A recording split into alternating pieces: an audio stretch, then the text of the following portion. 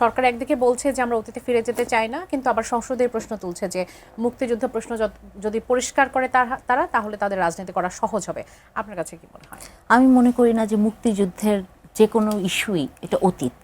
মুক্তিযুদ্ধ বাংলাদেশের অতীত, বর্তমান এবং ভবিষ্যৎ। কারণ মুক্তিযুদ্ধ এবং বাংলাদেশ একই তালে আছে।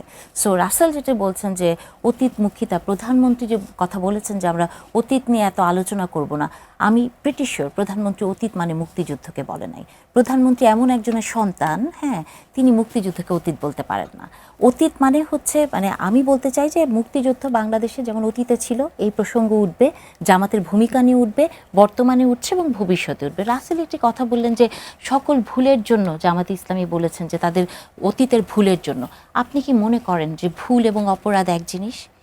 জামাতে ইসলামীর ৭১-এর যে ভূমিকাটি ছিল সেটা ছিল তার অপরাধ।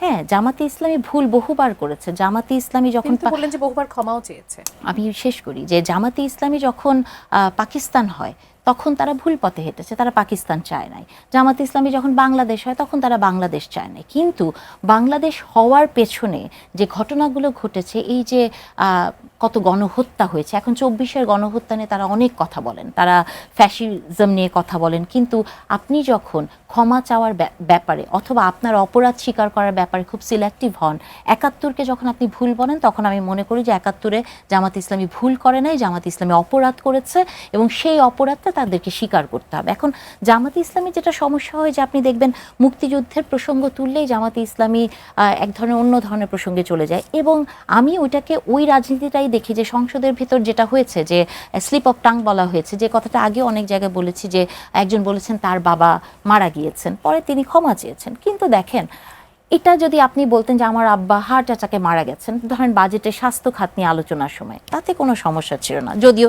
এটা একটা গুরুতর অপরাধ মিথ্যা বলা। এবং জামাতে ইসলামের জন্য আরও বেশি গুরুতর অপরাধ, কারণ হচ্ছে তারা ইসলামিক একটি দল করেন। ইসলামের ছোট্ট একটা মিথ্যা কথা বলাও অনেক বড় অপরাধ যদি আপনি ইসলাম নিয়ে রাজনীতি করে থাকেন। তো সেখানে দেখেন উনি বারবারই বলছেন যে আমার বাবা মুক্তিযোদ্ধা ছিলেন, আমার বাবা দাদারা মুক্তিযোদ্ধা ছিলেন, আমার ফ্যামিলিতে কতজন, ১৮ জন না ৪৭ জন মুক্তিযোদ্ধা। তার মানে কি?